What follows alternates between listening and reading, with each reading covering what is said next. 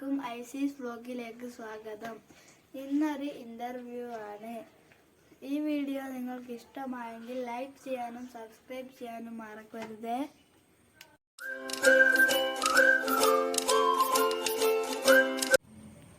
പുതിയ ചികിത്സാ രീതികളായ PRP, GFC ഇവയെക്കുറിച്ച് കോയമ്പത്തൂർ HNS ഹോസ്പിറ്റലിലെ ഡോക്ടർ ചോദ്യങ്ങൾക്ക് മറുപടി പറയുന്നു. നമുക്ക് വീഡിയോയിലേക്ക് കടക്കാം.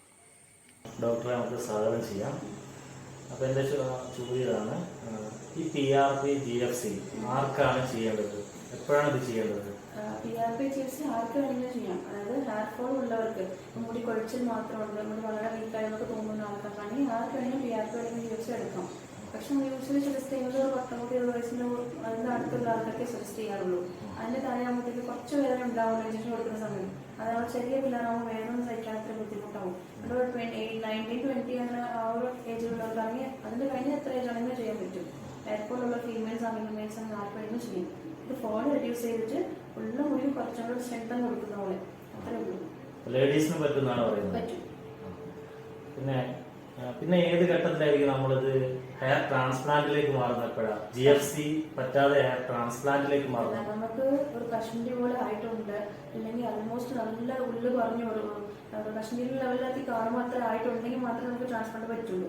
അപ്പോൾ മുടി കൊഴിച്ചിട്ട് മാത്രം GFC ഒക്കെ ചെയ്ത് അല്ലെങ്കിൽ PRP ചെയ്ത് കൺട്രോൾ ആയി വരുവാണെങ്കിൽ പിന്നെ ട്രാൻസ്പ്ലാന്റിന്റെ ആവശ്യം പോകേണ്ട ആവശ്യം വരത്തില്ല. PRP, GFC ഇതിന് വേണ്ടിയിട്ട് എത്ര സമയം എടുക്കും, അതേപോലെ ഇതിന് എന്തെങ്കിലും സൈഡ് എഫക്ട് ഉണ്ടോ എന്നുള്ളതാണ് വ്യൂവേഴ്സിനുള്ള ഒരു ചോദ്യം. PRP, GFC എന്ന് പറയുമ്പോൾ നമ്മുടെ ബ്ലഡിൽ പ്ലാസ്മ സെപ്പറേറ്റ് ചെയ്ത് ഇഞ്ചക്ഷൻ കൊടുക്കുന്നതുകൊണ്ട് നമുക്ക് സൈഡ് എഫക്ട്സ് അങ്ങനെയൊന്നും ഇല്ല. നമുക്ക് നമ്മുടെ ജസ്റ്റ് പ്ലാസ്മ ഇഞ്ചക്ഷനേ ഉള്ളൂ. പിന്നെ ടൈം നോക്കിക്കഴിഞ്ഞാൽ PRPക്ക് 45 മിനിറ്റ്സ് 1 hour സമയം എടുക്കും. GFC ആകുമ്പോൾ 1.5 മുതൽ 2 മണിക്കൂർ സമയം എടുക്കും ഒരു പ്രോസസ് ചെയ്ത് തരാൻ. കാരണം PRP 8 ml ബ്ലഡ് എടുക്കുന്നത്, അത് ഒരു പ്രാവശ്യം സെൻട്രിഫ്യൂജ് ചെയ്ത് പ്ലാസ്മ സെപ്പറേറ്റ് ഇഞ്ചക്ഷൻ കൊടുക്കും. GFC അറൗണ്ട് 20 ml എടുക്കുന്നത്. അതുകൊണ്ടാണ് പ്രോസസ്സിംഗ് കുറച്ചുകൂടി സമയം എടുക്കുന്നത്.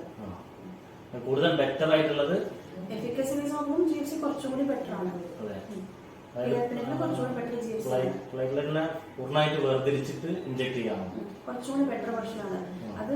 പക്ഷെ രണ്ടിനും ഫംഗ്ഷൻ സെയിം ആണ്. PRP ആണെങ്കിലും GFC ആണെങ്കിലും ഉള്ള മുടി മെയിൻ്റനൻസ് മാത്രമേ ഉള്ളൂ. പുതിയ റൂട്ട് ഫോർമേഷനോ അല്ലെങ്കിൽ പുതിയ ഗ്രോത്ത് ഒന്നും വരത്തില്ല. ഇത് മെയിൻ്റനൻസ് ആണ്.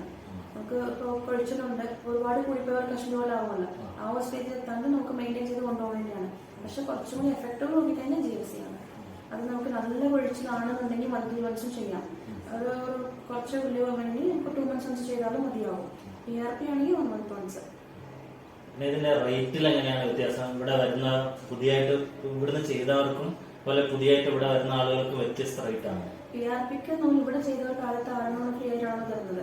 അതിന്റെ ശേഷമുള്ള PRPക്കും 500 ആണ് ചാർജ് ചെയ്യുന്നത്. GFCക്ക് 2000. നമ്മൾ ട്രാൻസ്പ്ലാന്റ് ചെയ്യാനില്ലെങ്കിൽ വെറുതെ PRP GFC മാത്രമാകും ഒരു PRPക്ക് 1000, GFCക്ക് സെയിം 2000 തന്നെ. ഓക്കെ, നമ്മളെ വ്യൂവേഴ്സിന് വേണ്ടിയിട്ട് പ്രത്യേകം താങ്ക്സ് പറയാണ് ഡോക്ടർക്ക്.